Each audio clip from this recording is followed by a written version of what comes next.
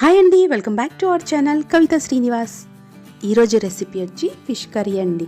ఎంతో టేస్టీగా ఉండే ఈ ఫిష్ కర్రీ ఎలా చేసుకోవాలో ఇప్పుడు ఈ వీడియోలో చూద్దాం. ముందుగా ఈ ఫిష్ కర్రీ కోసం మసాలా పేస్ట్ని తయారు చేసుకుందామండి. ఒక 10 వెల్లుల్లి రెబ్బలు తీసుకోవాలి. అలాగే 1 టేబుల్ స్పూన్ జీలకర్ర, 1 టేబుల్ స్పూన్ ధనియాలు, అలాగే ఒక మీడియం సైజు ఉల్లిపాయ అండి, అలాగే 2 మీడియం సైజ్ టమాటో వేసి మిక్సీ గ్రైండ్ చేసుకొని పక్కన పెట్టేసుకోవాలి.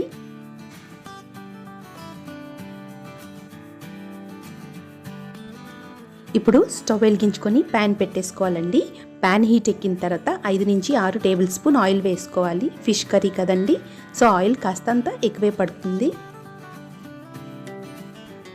ఆయిల్ హీట్ ఎక్కిన తర్వాత ఒక ఉల్లిపాయలండి స్లైస్గా కట్ చేసి యాడ్ చేసుకోవాలి. అలాగే 6 నుంచి 7 వరకు పచ్చిమిర్చి, అలాగే కాస్తంత కరివేపాకు వేసి ఫ్రై చేసుకోవాలండి.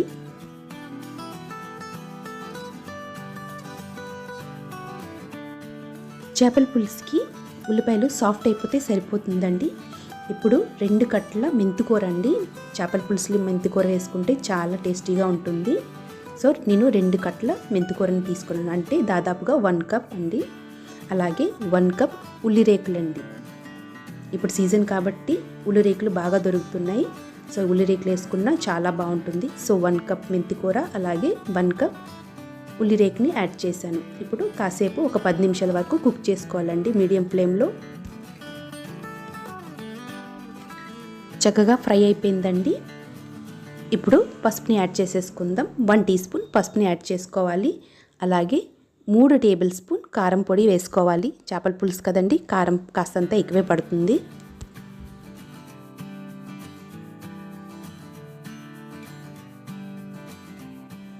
ఒకసారి బాగా ఆయిల్లో ఇలా కలిపేసుకోవాలండి. ఇప్పుడు ముందుగా ప్రిపేర్ చేసుకున్న మసాలా పేస్ట్ ఏదైతే ఉందో అది యాడ్ చేసేసుకోవాలండి. యాడ్ చేసిన తర్వాత ఒక 5 నిమిషాల వరకు ఇలా ఆయిల్లో వేయించుకోవాలి. ఆయిల్ అంతా పైకి వచ్చిందండి. సో ఇప్పుడు ఫిష్ని యాడ్ చేసేసుకుందాం. పసుపు పార్లండి 1/2 kg ఉంది. సో చిన్న చిన్న పీసెస్గా కట్ చేసి ఇలా యాడ్ చేసేసుకోవాలి మొత్తం. ఈ చేపలు చాలా టేస్టీగా ఉంటుందండి.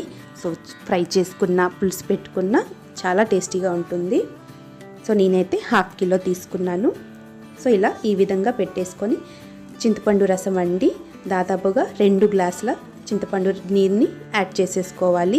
పులుసు క్వాంటిటీ బట్టి కూడా యాడ్ చేసుకోవచ్చు.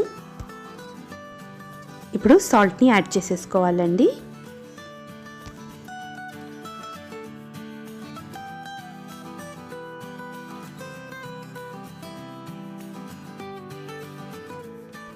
ఇప్పుడు ఒకసారి మెల్లగా కలిపేసుకోవాలండి. ఈ చేపలు తొందరగా విరిగిపోదు, కానీ ఉడికించినప్పుడు మట్టుగా మెల్లగా కొంచెం చూసుకుంటూ కలుపుతూ ఉండాలండి.